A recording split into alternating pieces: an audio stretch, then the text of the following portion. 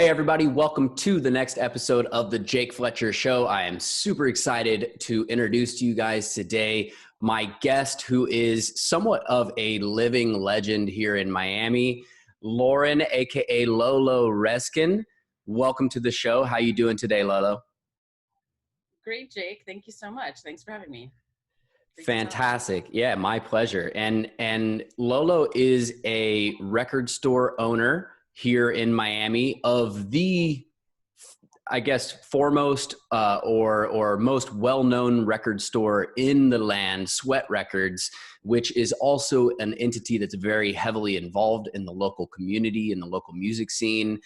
You guys do a big record store day event every year. You have all kinds of community involvement and things like that, which is really awesome. So really excited and a true pleasure to have you on, not only as a fellow music industry person and also a fellow University of Miami person, and also an entrepreneur. So what you were gonna, you made a face at the University of Miami thing. No, it's a common misconception because I've been friends with kids forever and guest DJ'd on the station and everything, but I was not an attendee.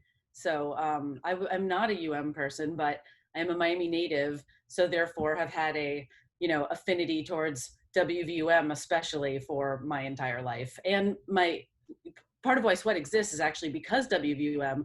One of my high school best friends went there and he said, "Hey, Lo, the girl who has the show after me, A, I have a crush on her, and B, I think you guys would be friends." And that ended up being Sarah Yusuf, my co-founder of the store, who I'm still best friends with. Okay. So Wow, that's so interesting. Fun story. Yeah, it's definitely, definitely WVUM is one of the reasons why Sweat exists. That's super cool. And WVUM is still the best radio station in Miami, and Sweat is the best record store. So yeah. This Saturday is actually their WVUM Day fundraiser thing, and we're a sponsor, so it's a full circle, Nice. Do you want to plug that real quick or? Yeah, it's cool. It's I believe it's Saturday, and it's a day of programming of cool like live streams from local artists. Our guy Richie Hell is participating, and some other people, and it's just a big Twitch stream that they're doing this Saturday. So I'm sure all the WVUM social media channels will have the full information on that, and Sweat will also be promoting it this week. Cool. And for those of you in Miami, that's 90.5 FM is WVUM, and you can listen online at WVUM.org, right? I'm not sponsored, I swear to God. They're not college radio anyway, so it's all good. Yeah, that's awesome. That's so cool. And I'll have to release this episode this week so people can tune into that and check it out.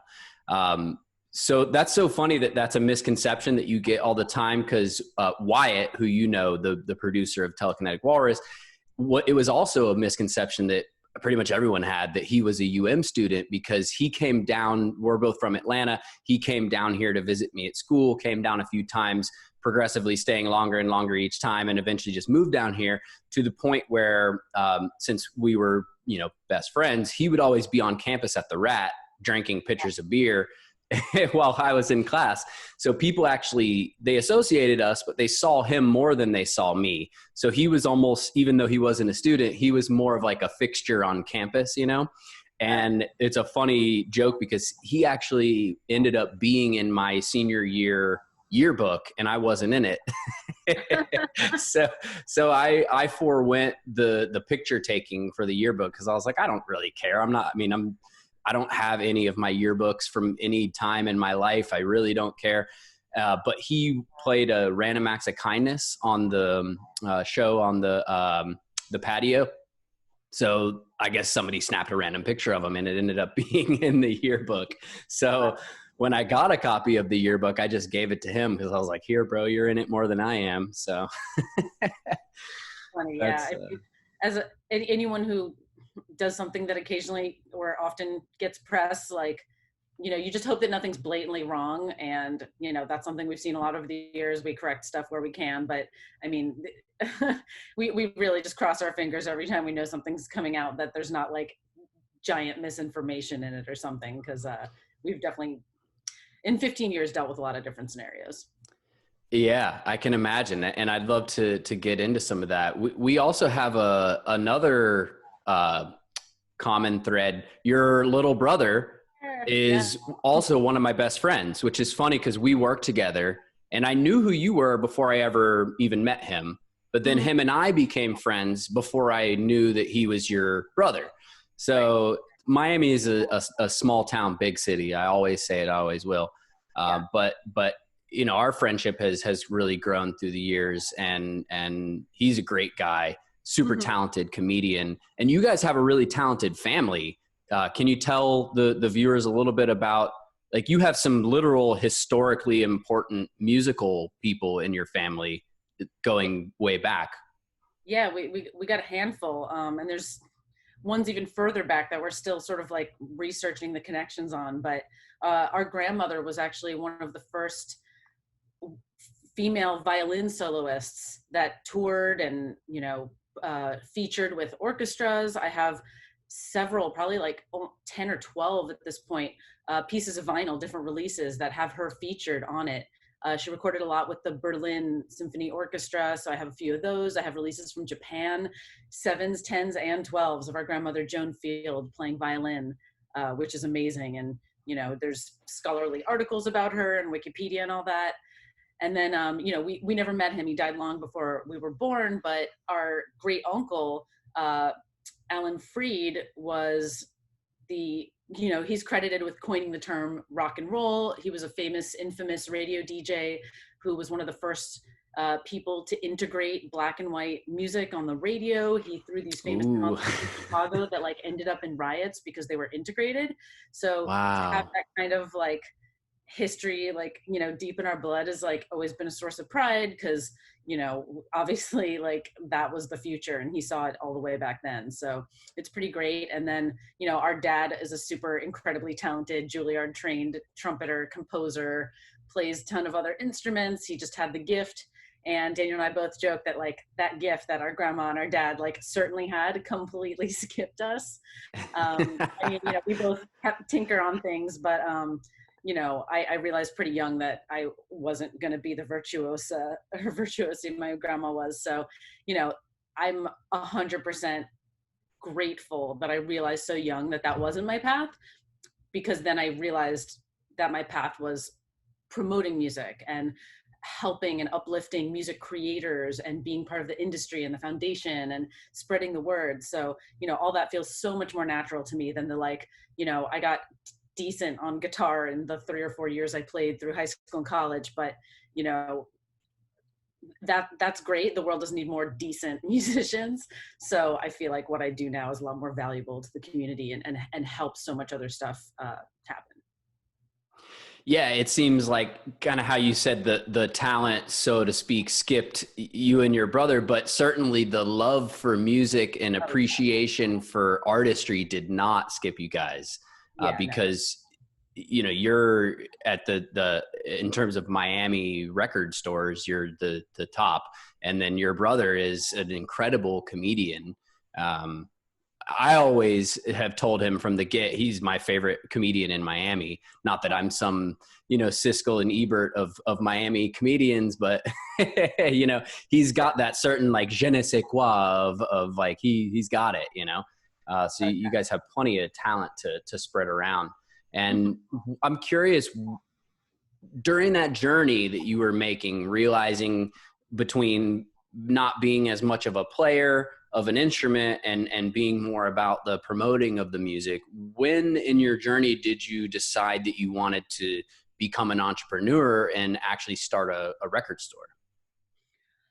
I've always just had an entrepreneurial streak. When I was little, it was like making and selling friendship bracelets and beaded things. And, I don't know if it was the Fisher Price plastic cash register I had as a kid or what. I mean, it's never even really been about the commerce as much as it's been about like the interaction and the communication and spreading ideas and beauty.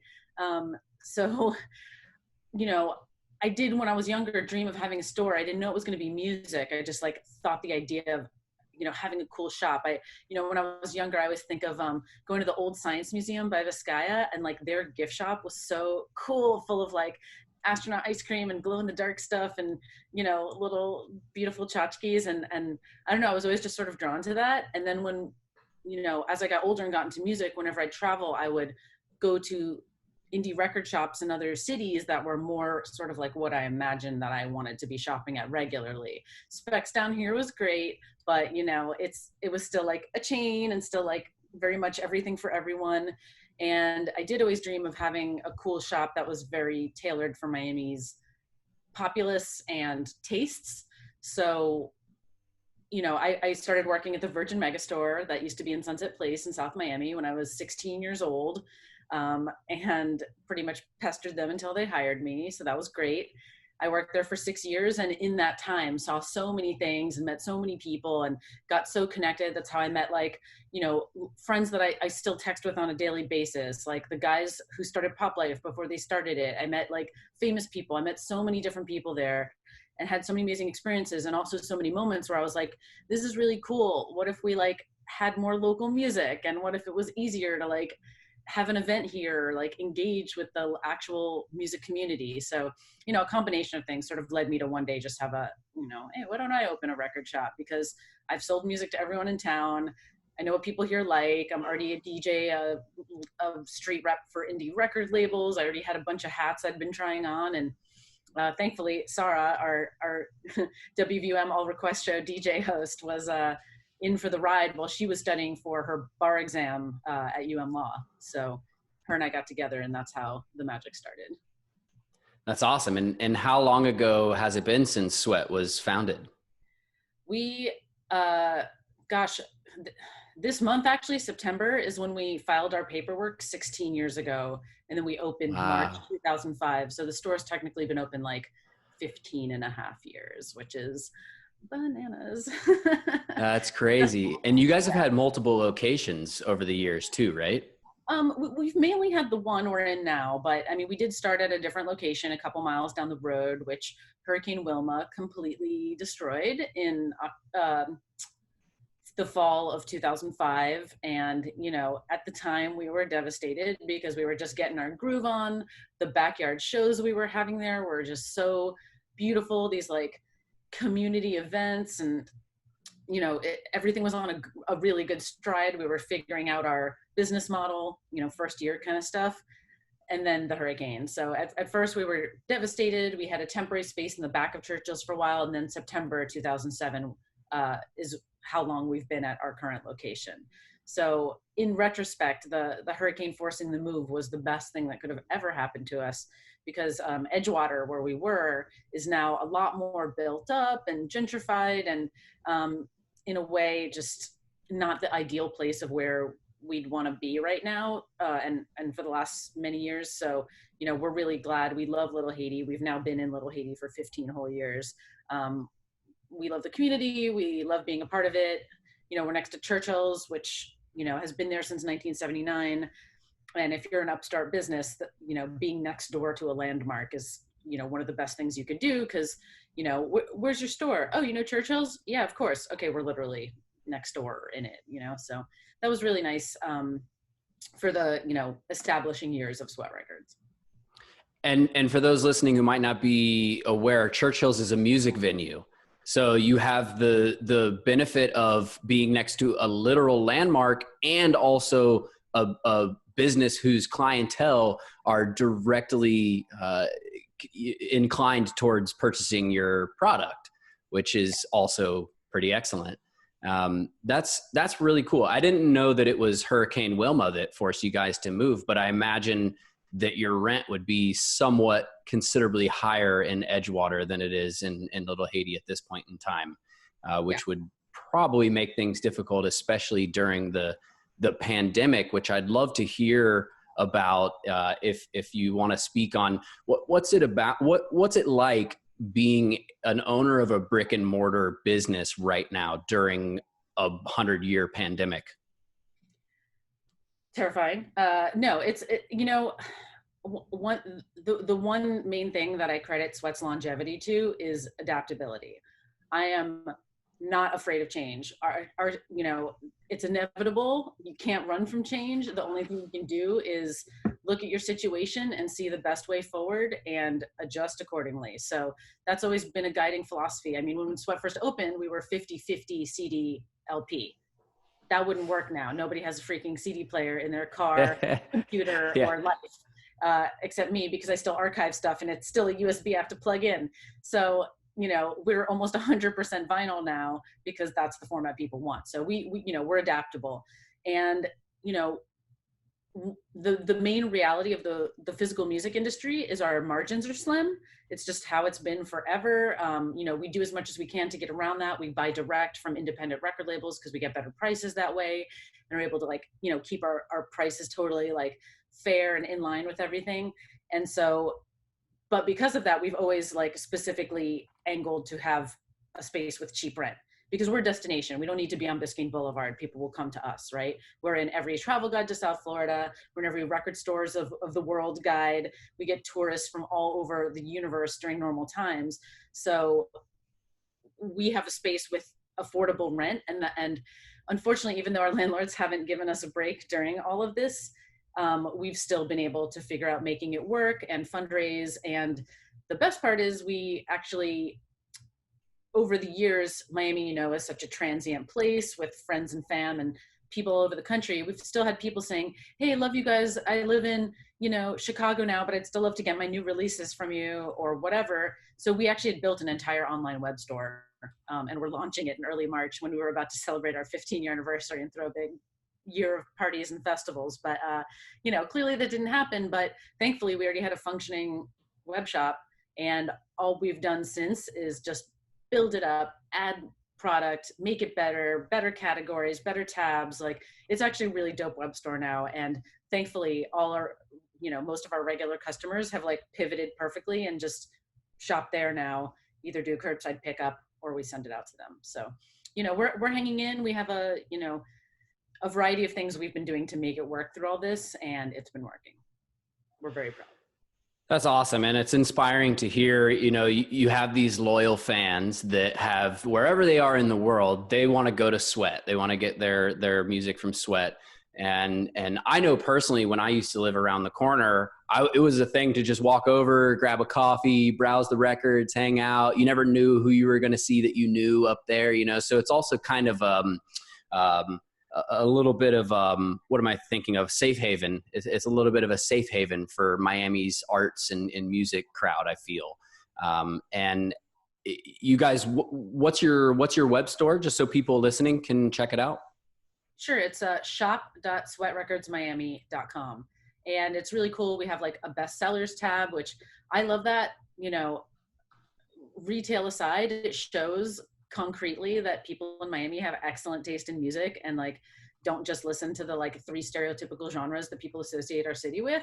So, you know, you click through there and you see that like Miami loves, you know, Wu-Tang and Ella Fitzgerald just as much as any other major music market with a diverse audience. So, you know, we sell all kinds of stuff. We sell, you know, Celia Cruz on vinyl all the time. We sell Radiohead as much as any other store does. So, you know, what we've been doing this whole time is about breaking stereotypes. And to me, the web store and like what we're offering there just, you know, enforces that. It's a very like handpicked selection. We're not just selling every record that's available. It's what we have in the store, and it's specifically catered to our audience in Miami and beyond. That's cool. So shop.sweatrecordsmiami.com. Yeah. And I'll put that in the description below for everybody as well. Open it in a new tab while you're listening to this podcast and shop to your heart's content.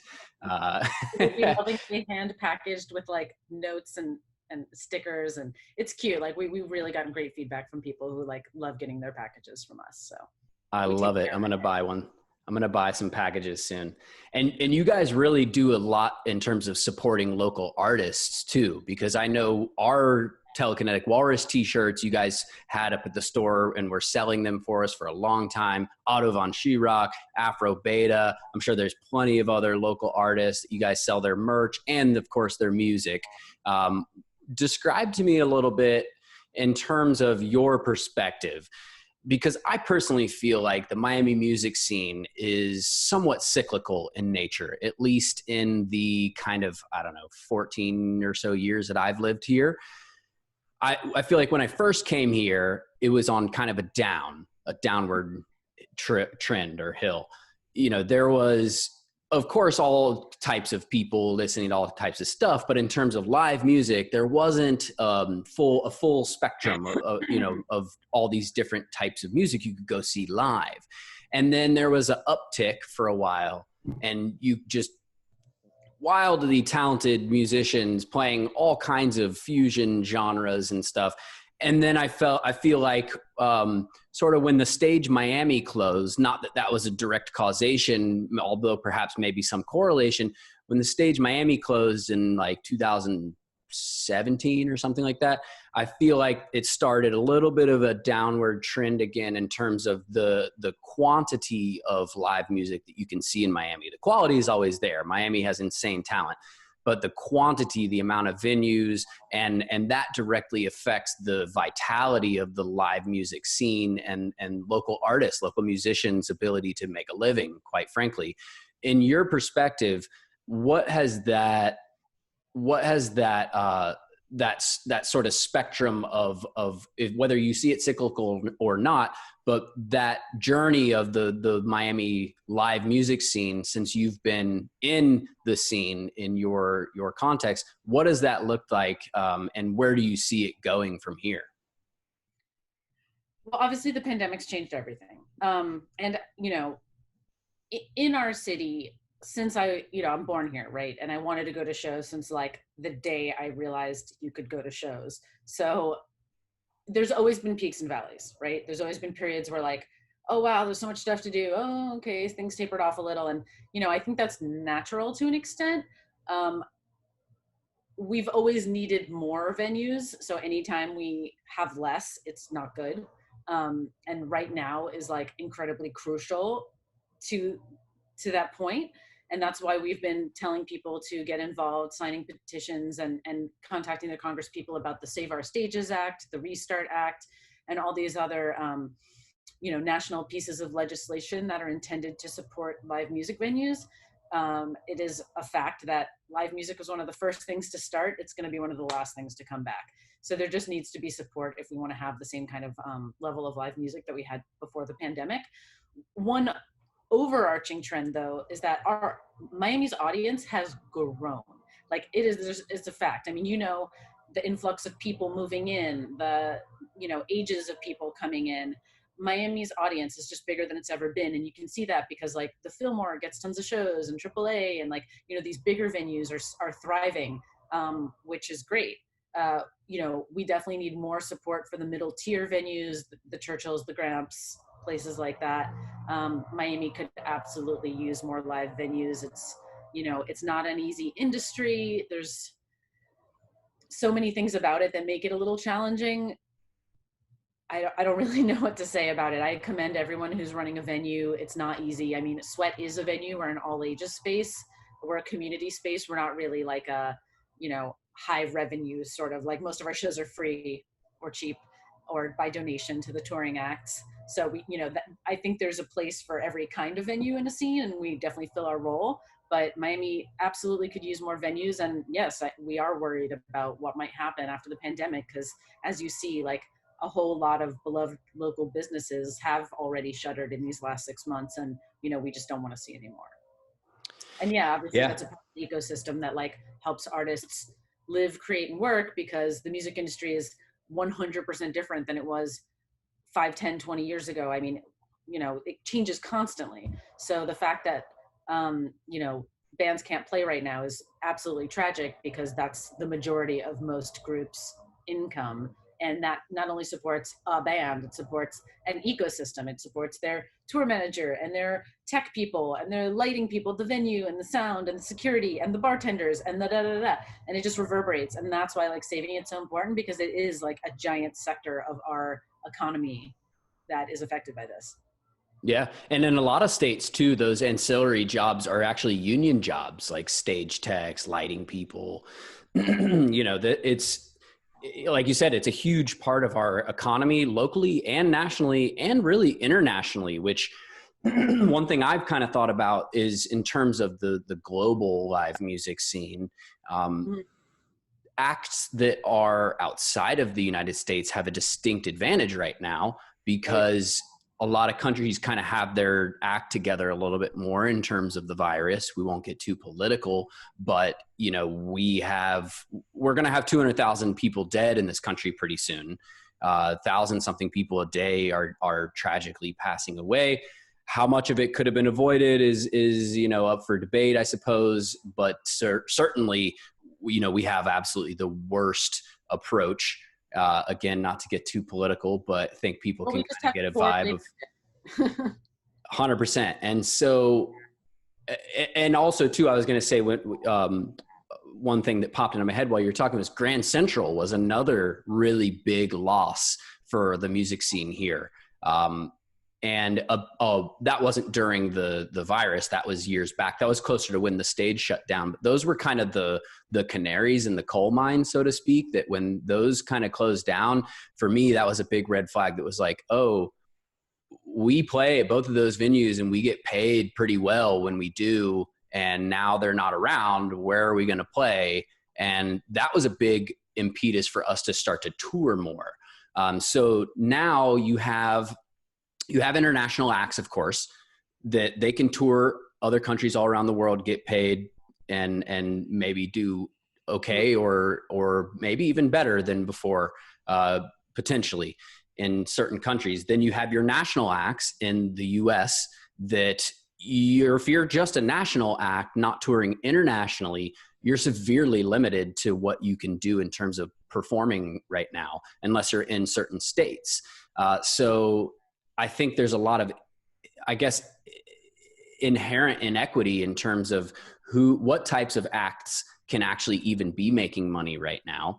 And then, you know, furthermore, I feel if you're not a national act, let's say you're kind of a big fish in a small pond and somewhere in Kansas or something like that. And there's maybe one or two venues in your city or in your area. Well, you're pretty much, what are you going to do? You know what I mean? Facebook Live performances, I guess, you know, and have your Venmo on the screen. I've seen a lot of people doing that. And I think earlier in the pandemic, that was actually an interesting, cool thing that seemed to be working for people, but I see less of it now than I was when everyone was like quarantined in place or however you want to say it. But I feel like it's kind of tapered off, that people aren't doing it as much. I don't know personally why. I'm guessing that it wasn't bringing in buku bucks. But I think that, and maybe you'll debate me on this, I think that another big factor of why live music in the United States especially is, in my opinion, looking at a potential decline in terms of audienceship is things, let me not identify specific entities, but what I'm saying is we have so many ways to be instantly entertained nowadays, right? Think of all the different streaming services, you know, all these different things that people can, from their phone screen, be entertained without having to leave the house. I think that there are always going to be people who love to go out and see a show. I'm one of those people. I'll always love to go, you know, go to a festival or something like that. Although now I'm definitely staying in an RV. I'm not sleeping in a tent, but that's what happens when you get older.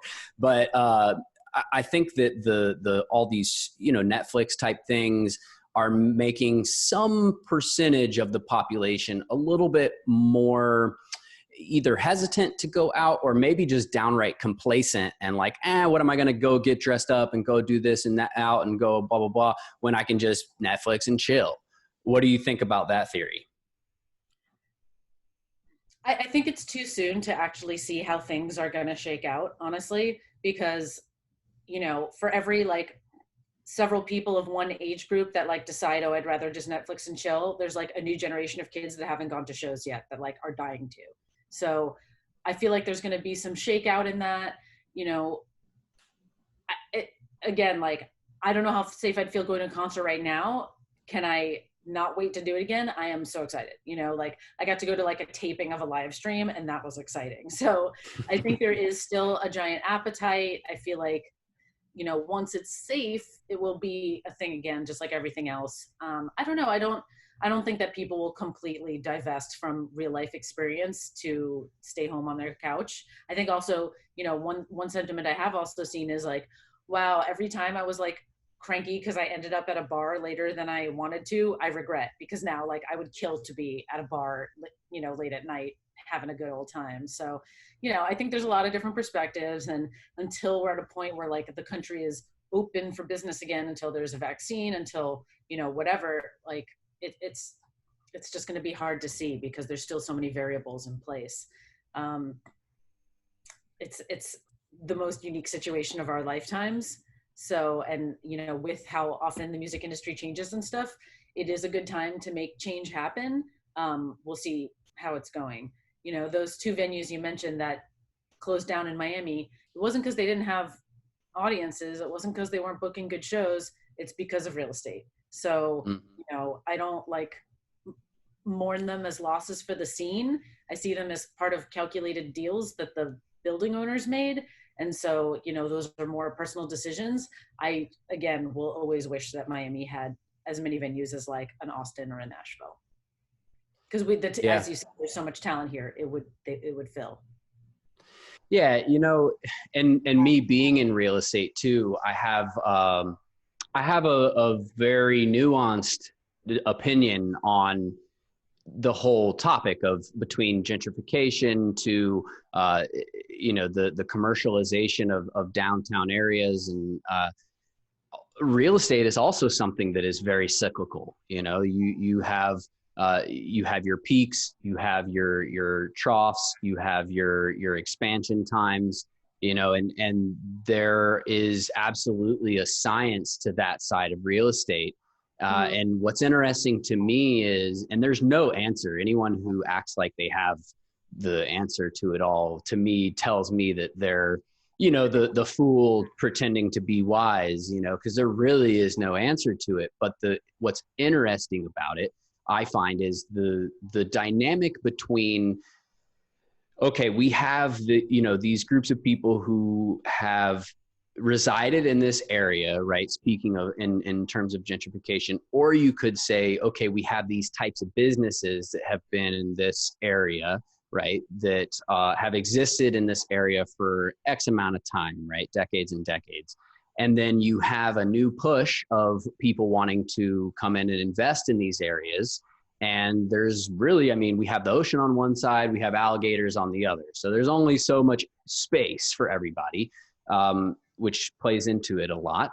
And then so you have that reinvestment factor, which on one hand, you're like, okay, well, shouldn't it improve people's lives who are already there? But then on the other hand, you're like, no, because it makes property values go up and their property taxes go up and they can't afford to live there anymore. If they're a homeowner, if they're a renter, it's going to skyrocket their rent values and they can't afford to live there anymore either. So I don't pretend that I have all the answers, but I think it's a really interesting topic because clearly something has to be done. Clearly we haven't gotten it all figured out. And you have different expectations of what rental values are going to be in different areas, right? Like Grand Central, I'm sure their rent was astronomical compared to what Churchill's is, or I'm not sure if Churchill's even owns their. They own it? Yeah, which you would hope so after that much time. But another venue that doesn't own somewhere, outside of downtown probably pays a whole lot less in rent.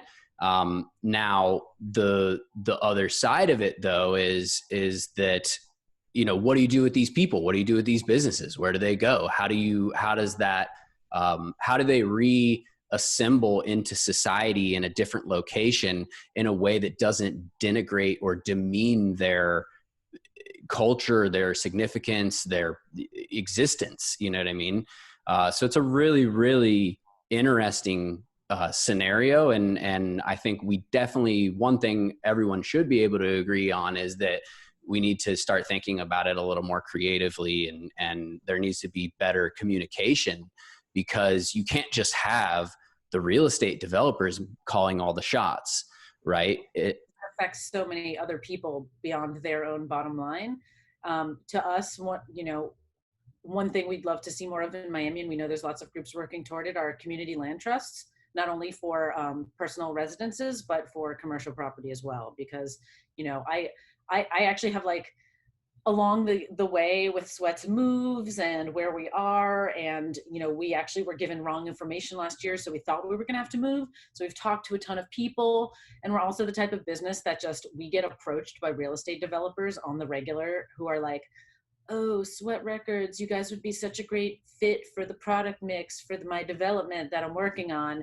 And then we tell them like, okay, cool, we're a loss leader. Here's the per square foot price that we need. And like, none of them want to play ball. It's like, okay, cool, we're a destination. We have like street cred for days, but we can't pay $30 a square foot in rent. Like, we're selling records, not like cocktails. So, if you want us in your place, you have to come to us on our terms, and one guy even offered us a free space before, like on Alton Road and and was like outraged at us when we said thank you, but we can't.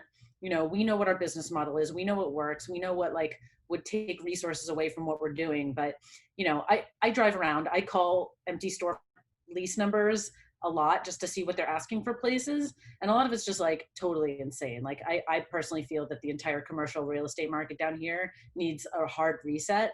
I don't know if this pandemic is doing that enough, but like, I'm in favor of a lot of other models, like the land trust thing. I think we need a vacancy tax on commercial spaces, because there's so many empty storefronts, and literally there's zero incentive for landlords to actually rent below what their perceived market value is, because then it like lessens the value of their portfolio, right? So they're actually like disincentivized to rent at a lower price, even if that means they would have a thriving strip or whatever it is, full of like thriving local businesses, but it's not as good for their bottom line. So instead we're left with like patchworky neighborhoods with tons of empty storefronts. I mean, look at Lincoln Road right now. It's a mess. Look at Washington Avenue. Like, none of those are vibrant, and they weren't even before the pandemic. Like, Lincoln Road lost books and books, like so many empty storefronts. To me, that like, I don't know, it just is, to me, it's crazy that there's not incentives for us to have like nice, full, thriving business centers and community neighborhood, pieces, instead of empty storefronts. I hate it. It's one of my Wynwood is another perfect example. I mean, this is the neighborhood that's supposed to be like, wow, if you visit Miami, go to Wynwood because it's where everything's happening. But then there's like 30% vacancy or something there. And, price per square footage is getting into like 100, over 100. And some of them are like $150 a square foot. It's like, what? What do you sell that you can even pay that rent? Like Gucci handbags, I guess, but better be selling a lot. Like on Lincoln Road, they put the rent in their marketing budget. So, it's a better look for Warby Parker or whatever to like be seen in Wynwood. So even if their rent is, if their rent's 40 grand and they're only selling 20 grand in sunglasses, they call the other 20 marketing, and some companies do that and it's sustainable, and some companies do that and it's not. Like, Cheyenne was on the corner by Gramps. That lasted like a year and a half or something. Like, there's a lot of stuff that's already come and gone in Wynwood. And like, it's, to me, like the rent is too damn high. It's insane. Like, I don't understand how that's a good business model for most people. And it's probably a struggle for so many others, like, especially now that, the foot traffic is clearly down from where it was before March. I'm thinking that there is some foreshadowing in what we're talking about in regards to the Magic City development that is forthcoming.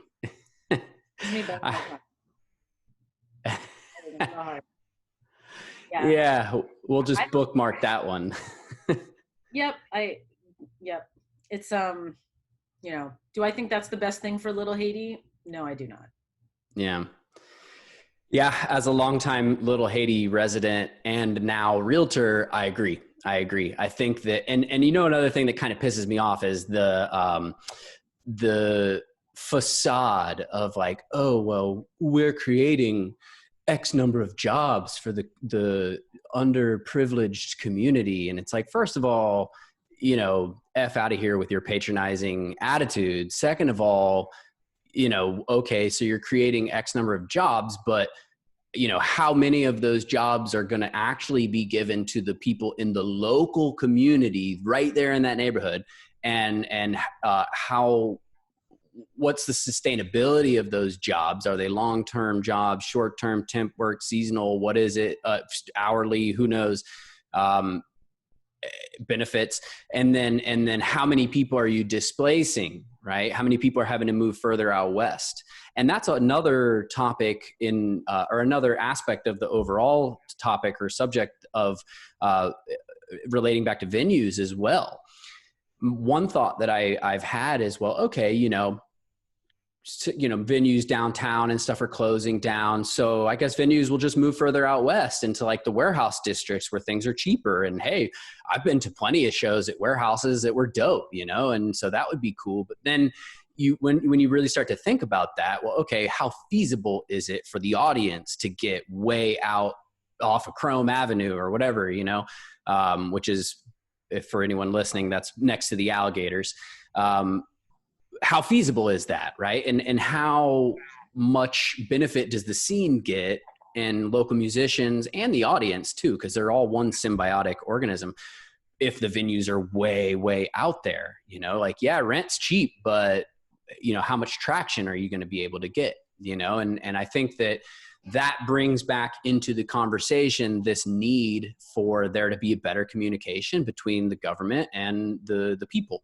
Straight up, you know, I mean, I think that communication aspect is one of the biggest shortcomings of the whole equation. Yeah. You know, a couple years ago when we thought, or I guess last year before last, when we thought we had to move, we did a lot of searching. We did a lot of drive arounds with agents. We did a lot of scoping of what's available, because we have people who under the right circumstances would invest in like a bigger space or a different project. So we looked around at a ton of spaces to see the potential, because obviously we want an event space to be part of our store, whatever we do, because of all the shows we host and community events and whatnot. So in our experience on that voyage for a few months, several months, the prices on those Western spaces and places outside of the current kind of scope of like central Miami gentrification are already overpriced and already banking on prospective, speculative future things that, like, right now, I don't know who's dropping that kind of money. I mean, obviously there are people who are still in the opening new businesses and whatnot, but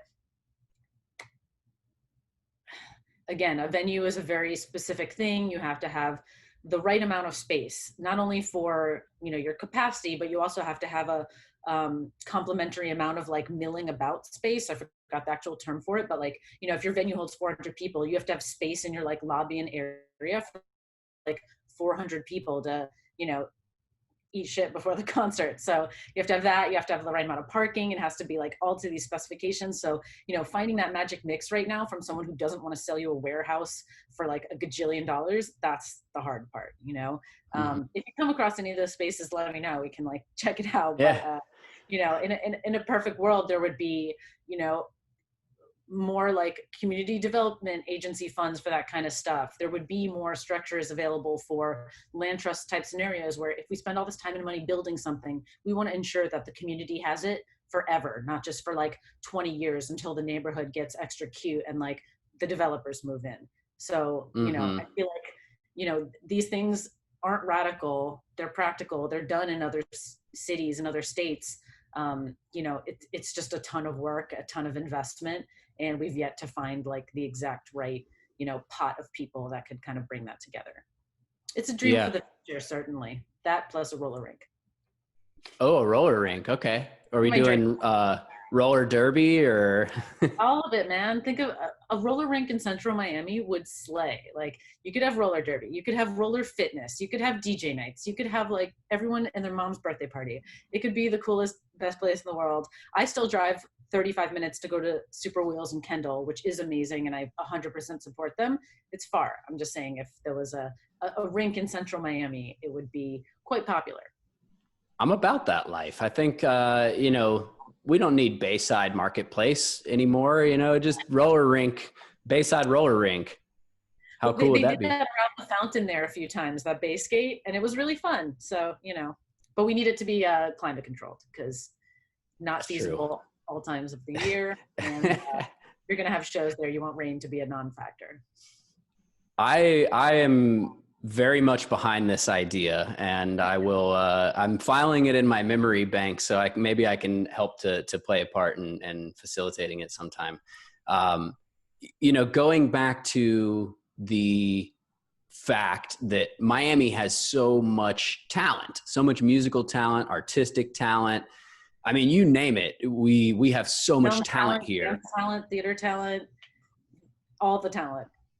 And what's really always struck me as just insane is that we as a local, our local government or whatever, seems to always want to invest only in the tourist industry, which makes sense. We got a lot of tourists here, and it's part of the reason why we always have a net positive migration flow. Like you were mentioning earlier, our population's only ever going up, and it only ever has since the city was founded. But if we are so adamant in investing in the tourism because it helps us, I don't understand why there isn't more push to invest in the talent and the people that the city has, because in my opinion, investing in people is the best investment you can make, So what you're saying is something I think about constantly. And part of that is because I've had some so-so experiences in the past with the GMCVB, which is the giant nonprofit agency that receives the hotel tax money, whose job it is to market Miami to the rest of the world. They're the Greater Miami Conventions and Visitors Bureau. So, I understand the convention side. Sure, somebody has to help the stethoscope manufacturers of America have their conference here and find place for people to stay and all that kind of stuff. But, and they do Miami Spice, which is 2 months a year. And and they have a few little programs, but it's all marketed. It's all for tourists, and it makes me crazy that there's not more stuff for residents. And I have a small project in the works that will be sort of an online resource to help people live here better. And, culture is a part of that. Community engagement's a part of that. Environment's a part of that. History is a part of that. So, we're envisioning a resource for locals that, ties you in a little better to the history of where you are, to the culture of where you are. There's a lot about that further that I could say, but one thing that is absolutely true is, you can court as many people to move here as you want. You can, Miami's whole Silicon Beach, startup tech, everything, that's obviously a newer development over the last 5, 10, 15 years of Miami being framed as a place for tech and for startups and all that. You can get all those people to live here. They can like the beach, but if there's not fun cultural stuff for them to do, they're just not going to enjoy living here as much as they could.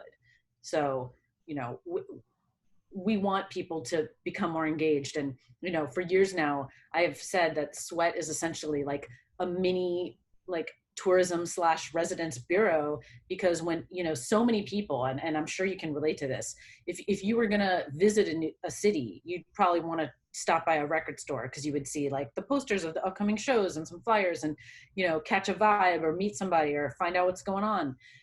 We are that for so many people. And I have lifelong friends that I met because they moved to Miami and a week later looked up Indie Record Store Miami, came to Sweat, and then we vibed, and now I have businesses with them and stuff. So, we say, I have my staff literally trained that when people come in, we say, because we have a customer loyalty card. So that's a great segue to say, oh, do you live here? Are you visiting? Oh yeah, I just moved here from Sacramento or whatever it is. Oh, cool. What are you into? Bikes? Oh yeah, there's a critical mass on the first Friday and there's a da-da-da. And Miami is one of these places that kind of has a small like identity problem. Like in Vegas, I'm sure cool stuff happens in Vegas. Do we ever hear about any of it if we don't look it up? No. But I know cool stuff happens there because I've looked it up, and I've looked at their record stores, and I see that they're active and hosting shows and promoting things. In Miami, it's not, we kind of have that same thing. You could move here, randomly see that like Coral Gables is a nice place to live, stay in your little bubble there and feel like there's nothing to do, even though like there is stuff to do in the Gables and in the Grove and in the South Miami and surrounding areas. And then there's the South Dade Cultural Center, and then there's downtown. So, we tell people all the time, like, Google your way to a better life here. Like, you could find more stuff that you're into. And there is a tendency to just sit and complain. We met, I just like keep remembering this guy. He moved here from New York. He comes into Sweat. He's like very skeptical, and he actually asks me like, so do people here like music? And I'm like, bro, like, no, I've had a store for like 13 years here for no reason, but no music allowed. And then I asked him like, what are you into? And he's like, jazz. I'm like, oh, cool. Have you checked out Lagniappe? Have you checked out Chat Noir? Have you checked out, the Corner? There's a really great jazz happening at a lot of these places with a lot of like, you have music school grads and talented ass people.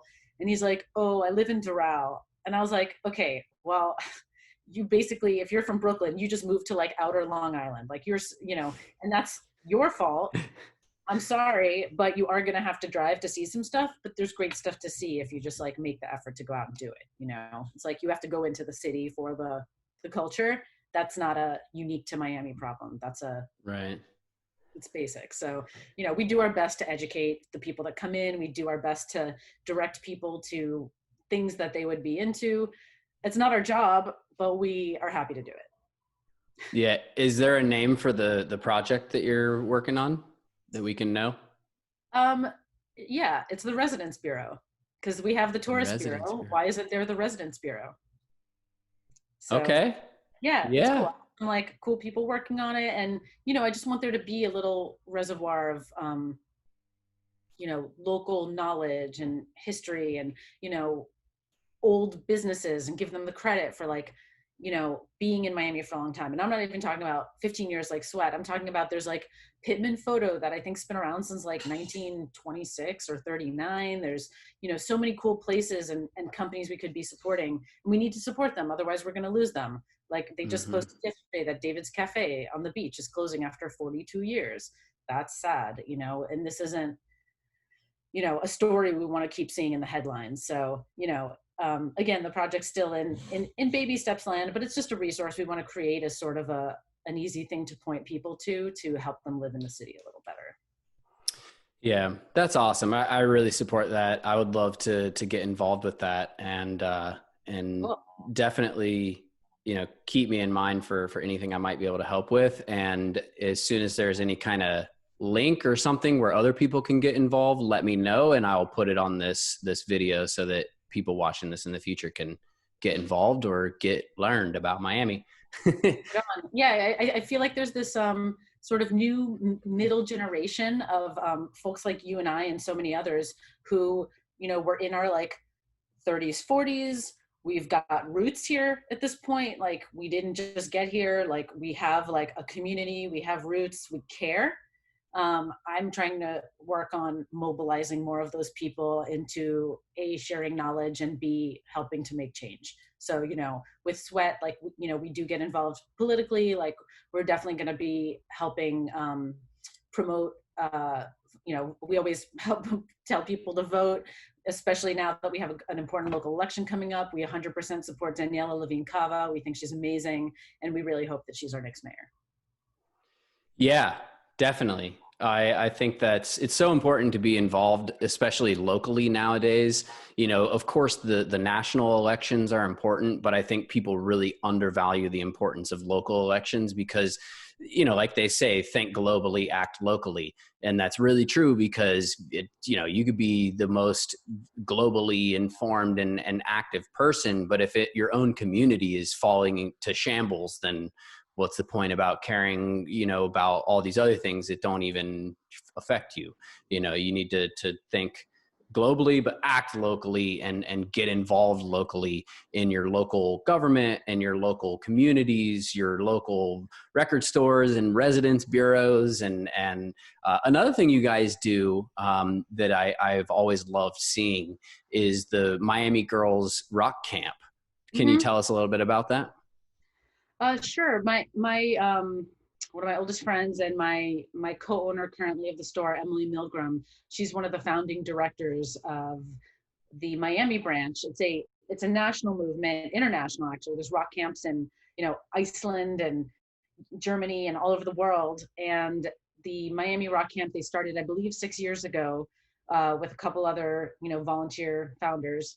And every summer since then, they've thrown this incredible camp for young women and non-binary teen kids aged 8 to 17. And it's like their goal is to like encourage self-esteem basically and confidence and art all together. And they do that through a week where the girls meet, they get put in bands, they get coaching, they don't even have to have any prior instrument experience, but in 1 week they're able to form a band, make a logo, write a song together, and then at the end of the week there's an actual professional show at a big rock club, and they get to have like the actual like rock stage live experience. And it's not all just rock music, by the way. It's all kinds of music, but I've volunteered over the past, and I'm at the finale concert every year when it happens, and it is just, I always say it's like the most heartwarming night of the year. Like it is so fucking cute.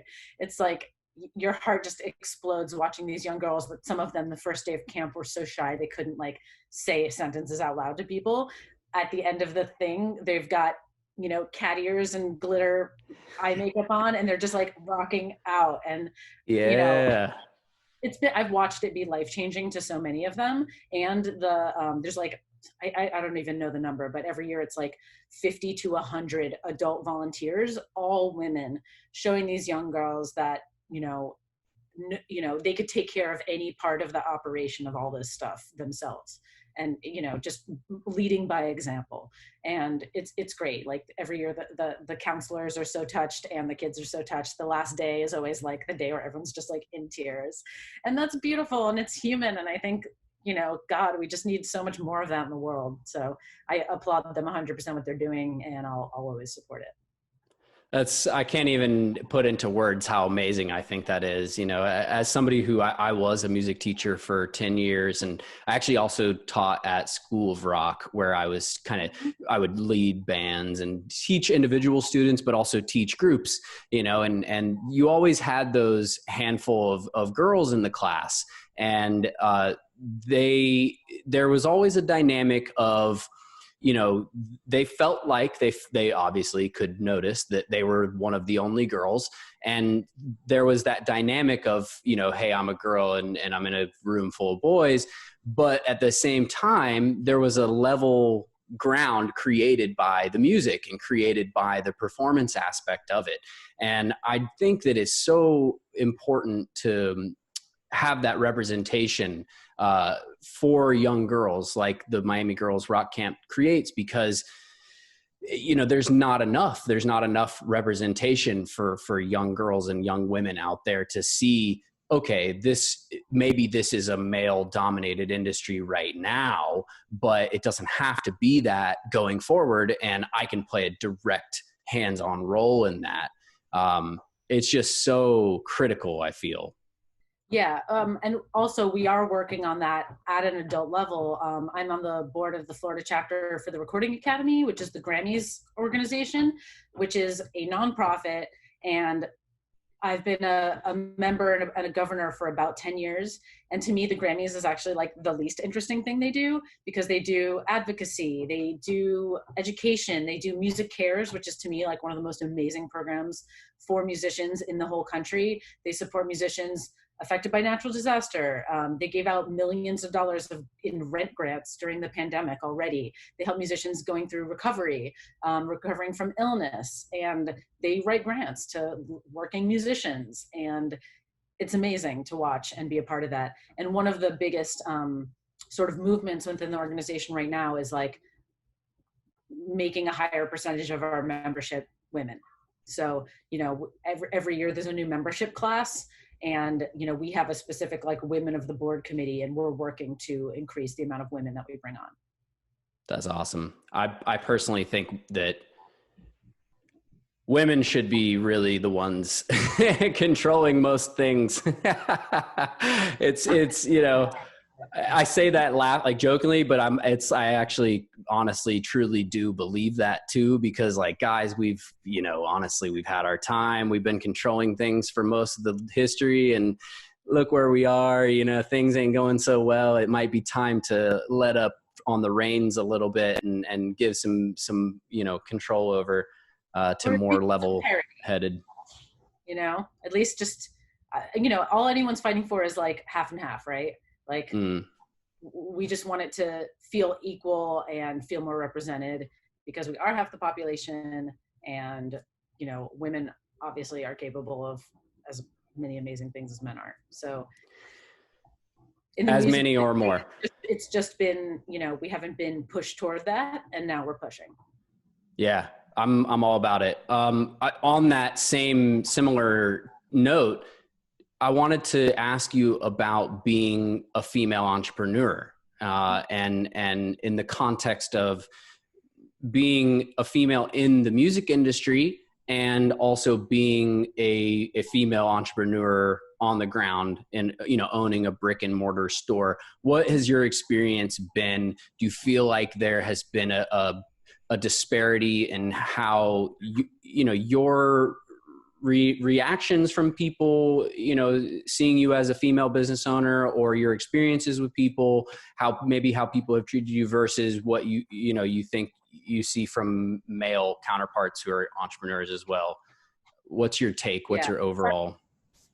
Sure. Sorry for the noise. There's like some weird construction going on in our building. I hope it's not too distracting. No, it's all good.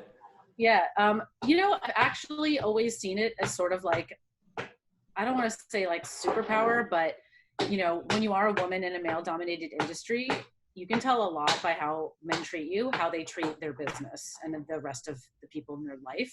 So if someone ever came to me with disdain or skepticism or condescension or, oh sweetie, oh honey, when they don't know me, that's a tip. They get a note in my head, like, keep an eye on this one, or maybe you don't want to work with him or something. Because if someone's already treating me different right off the bat and condescending to me when they don't know me, like, it's odds are that's a sign that they treat other people similarly disrespectfully. So I've actually always tried to use it as a tool to figure out who I want to work with or not. And it's pretty straight on. It's pretty accurate, honestly. So, of course we've had so many dumb situations in the store where, like, there'll be 3 women working, like the guy shopper only wants to talk to the one guy who's in the store, even though he's like in the back, like, unpacking boxes, and we're all like there ready to help him. So, there's stuff like that. There's definitely been like, oh, can I speak to the manager? And I'm like, I'm the owner, and they're like, oh. So, it doesn't even like, it doesn't even bother us at all, because we know that some people just have like, poor expectations of things. So, Jason, I'm on a podcast. Sorry, if this is my husband in the back. He's he works at I didn't think you could see me. He works at a hospital, and he's on overnights this week, so he's home helping take care of the house stuff. So, sorry, my wallet's in my well, bag. Okay. Thank you, Jason, for your medical service out there. Yep. Sorry, So, guys. but yeah, in general, I don't think it's like dinged us in any way where, we didn't get an opportunity or something because of it. I think a lot of people are past that. And there's a really cool account actually we love called Women in Vinyl. And they've now been going on for like 2 years. And they've featured a ton of amazing women who are involved in like every step of the process, from like pressing plant masters to label people to mixing engineers to shop owners like myself. So, if you just like take a little scroll down that page, you'll see how many like completely awesome chicks are in the industry, killing it, and not letting something as really in our industry irrelevant as gender hold them back. It's music. 100%. As you said, it is complete. It is equalizing if you want it to be. And the people who still like have some sort of hang up about it, I think reveal themselves in a way where, you know, once the reveal happens, you can make a decision whether or not you want to engage with that. I love how you reframed what could traditionally be seen as an impediment as a superpower, where you're like, no, I don't care that there are sexist people out there. It's a tool for me to actually get ahead by weeding out the assholes, essentially. I think that's like, how cool is that, you know? Part of that's from there's a John Waters quote where he says, basically, he's like, I've pretty much engineered my entire life to never have to work with assholes. And I respect that so deeply because, you know, especially if you have your own independent business, you're forging your own road and you're not, you know, trying to fit in someone else's box. Why am I going to waste any of my limited time or resources dealing with somebody terrible? We pretty much like do whatever we can to avoid people who are like annoying, trying to sap our energy or, you know, misguided in how they think they can deal with us. Yeah. Well, Lolo, I feel like you're so interesting. I feel like I could just talk to you hours and hours and hours. I will wrap it up because I know you've got to be at the store soon and life must go on outside of the podcast. I wanted to wrap it up with one last question, which is, do you have any sort of advice or cautionary lessons for new entrepreneurs that are just branching out, or maybe they're in the beginning phases of their business? Since you've been a successful entrepreneur for all this time, what are some things you can tell some of those newer people out there? Sure. I have some micro and some macro. The micro is, you're not going to realize this, but as a small business owner, you're going to get inundated with all kinds of annoying requests for like SEO optimization and merchant services and website stuff. And you really just need to sort of, do your research, find something that works for you, and then, consider the rest noise and get away from it. There is, you only know what works best for yourself. I've had people from other companies trying to sell me products, talking to me like I don't know my own business. And I hate that. It's like one of my least favorite things. So, I'm like, we've been open for 15 years. Google us. Like, we're already pretty good. Like, thanks. There's going to be a lot of that. And you just need to know how to cut through it and not, be like you're just going to get pitched constantly. So just kind of be prepared for that, because it is something that I didn't think about when I first started. And, I do spend a ton of time on email and communication, and, the amount of like random requests and things we get is sky high, especially now that everybody's mostly online right now. So, be guarding of your time, say yes to the things that feel good. And when you say no, it should also feel good. So trust your guts in that way. In a macro sense, know why you're in business. I didn't start Sweat to make money. And it's a sustainable business, but it's not something that's gonna, I'm in the record industry. I know what I'm doing, right? And I know why I'm here, and why I'm here is to like provide Miami with something that I always wanted it to have when I grew up here, to give something back to my hometown, to engage our music community, to make people feel better about living here. And guess what? We fill that niche with our whole hearts. And that's why we're successful, is like, we know exactly why we're doing what we're doing. And it's about our mission, and it's about our community. That you have to just know what your niche is. And these days, like, they're all the, sure, there's a few breakout companies every year, but like most of the things being all things to all people are kind of already set. So what you need to find is like, they call it like your like minimum viable audience, and then grow that exponentially. You need to find the people that like want what you're selling, support you, and will tell a friend. And then you want those friends to tell friends. So, if your vision's not clear, if you're, not getting the point across of like exactly what you're delivering and why, those are the things that are going to hurt you. Having clarity on sense of purpose will keep you driven and make it not feel like work. Cause, I definitely, you know, I always say like, yeah, I'm my own boss, but I'm an asshole boss to myself because I like crack the whip and, you know, I work a lot, but I enjoy it. And like, I have my systems and my lists and my softwares that like make my life better and easier. But, you know, I've put in the time. And if you're not interested in putting in the time and you're not constantly working to adapt, you're going to have some problems. So embrace change. Don't work with assholes. Don't take on a lease that's more than you can afford.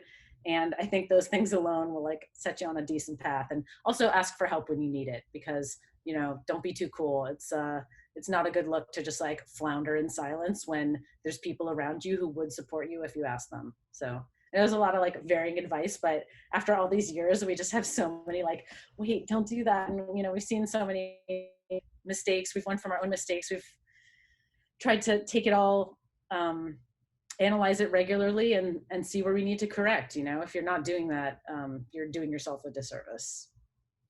I love it. I love it. I think those are just the goldenest of golden nuggets I could have asked for. So I can't even add anything to that. I'll bookmark it right there for next time. Lolo Reskin, Sweat Records, Miami, Florida. shop.sweatrecordsmiami.com. Get all of your records, music, apparel, and everything else that they sell. Buy one of each. And thank you so much for your time. Any last plug, like social media or anything like that? Sure. I'm Lolo Reskin at everything, and Sweat is at Sweat Records on most things. I'm probably on Twitter more than anything else, and Sweat's on Instagram. You know, we post stories daily of everything that arrives through the shop.